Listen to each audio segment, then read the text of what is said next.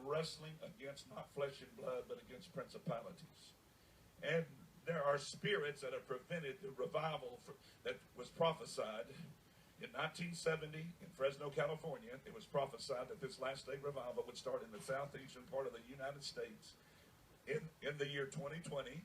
And it would come among the laymen, hit somebody, and that's me. How many's been praying God would use you? And then in 1982, I was in Paul Youngie Cho's church in Seoul, South Korea, and he stood up. I mean, he hadn't been there all week. He had been in the mountain of prayer. Anybody ever hear Paul Youngie Cho? He has a church called Youngja Gospel Tabernacle. Anybody ever been to Seoul, South Korea? You get some good soul food there. But he stood up, this little diminutive pastor, 1982. I was there.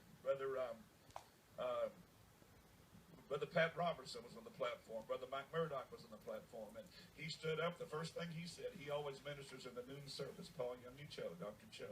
He said, I've been in the mountain of prayer for 6 days and nights. And the Lord spoke to me last night that this last day revival would start in the southeastern part of the United States in the second half of the year 2020. And it shall not come among the big name preachers and pastors and evangelists altogether. It shall come among the laymen.